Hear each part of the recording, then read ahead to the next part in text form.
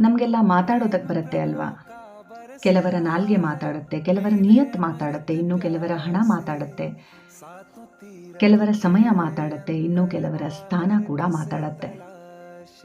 ಆದರೆ ಅಂತ್ಯದಲ್ಲಿ ಭಗವಂತನ ಮುಂದೆ ಮಾತಾಡೋದು ಕರ್ಮಗಳು ಮಾತ್ರ. ಅದಕ್ಕೆ ಹಿರಿಯರು ಹೇಳ್ತಿದ್ರು, ದೇವ್ರಿಗೆ ಹೆದರಬೇಡ, ನಿನ್ನ ಕರ್ಮಕ್ಕೆ ಹೆದರು ಅಂತ. ಒಂದು ವೇಳೆ ನಾವು ಮನಸ್ಸಿನಿಂದ ಕ್ಷಮೆ ಕೇಳಿದ್ರೆ ಆ ಭಗವಂತ ನಮ್ಮನ್ನು ಕ್ಷಮಿಸಲೂಬಹುದು. ಆದರೆ ಕರ್ಮ ಮಾತ್ರ ಯಾವತ್ತೂ ನಮ್ಮನ್ನು ಕ್ಷಮಿಸಲ್ಲ. ಹೇಗೆ 1,000 ಹಸುಗಳ ಗುಂಪಿನಲ್ಲಿ ಕರು ತನ್ನ ಅಮ್ಮನನ್ನೇ ಹುಡ್ಕೊಂಡು ಹೋಗುತ್ತೋ, ಹಾಗೆ ಈ ಕೋಟಿಗಟ್ಟಲೆ ಜನ ಇರುವಂತಹ ಈ ಸಂಸಾರದಲ್ಲಿ ಕರ್ಮ ತನ್ನ ಕರ್ತನನ್ನು ಹುಡುಕತ್ತೆ. ನೀವು ಯಾರನ್ನಾದರೂ ಬೈದರೆ ಮೇ ಬಿ ಅವನ ಸ್ಥಾನಮಾನ ಸ್ಥಿತಿ ನಿಮಗೆ ವಾಪಸ್ ಬೈಯುವಷ್ಟು ಇರಲಿಕ್ಕಿಲ್ಲ. ಆದರೆ ಆ ಬೈಗಳು ನಿಮಗೆ ಬೇರೆಯವರಿಂದನಾದರೂ ವಾಪಸ್ ಸಿಕ್ಕೇ ಸಿಗತ್ತೆ.